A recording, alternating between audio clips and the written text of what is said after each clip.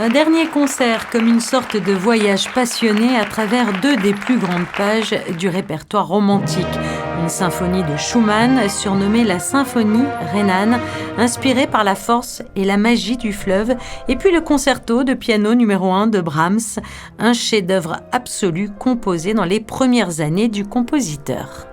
Il y a une sorte de miracle parce qu'on se demande comment un si jeune musicien, un si jeune esprit peut bâtir un édifice pareil. Si vous voulez, c'est une sorte de cathédrale et dont il a balbutié pour trouver sa forme exacte, mais le concerto piano en fait une sorte de pré-symphonie. Et c'est un moment toujours d'une très grande intensité, d'une très grande poésie. The Brahms concerto is actually one of the most, maybe if I think of the great piano concertos, the darkest and most tragic piece. It's written under the impression of Schumann's suicide attempt, who was a very close friend to Brahms. And you can hear all this drama and the darkness and the tragedy from the very beginning. It's actually a piece that really grabs you by the throat from the beginning and has a heavenly, very peaceful second movement.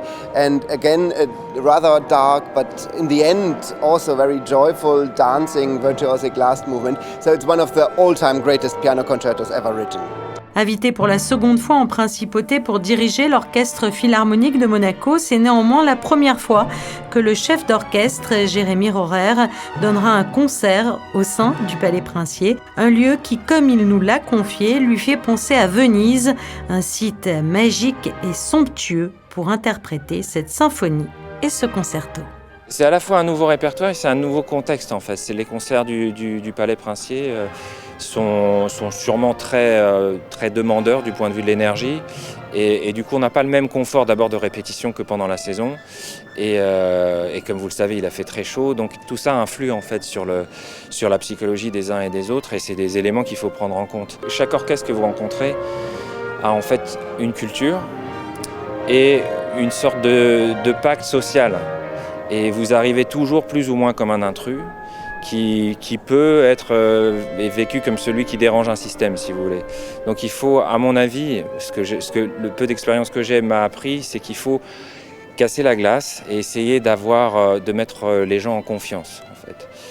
Pour que, où que vous soyez dans le monde, pour qu'en fait vous puissiez avoir un accès direct à la musique.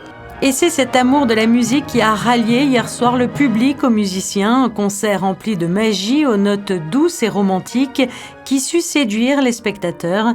Il s'agissait du dernier concert au Palais Princier. Rendez-vous donc en 2023 pour d'autres grands moments consacrés aux différents grands répertoires de la musique classique.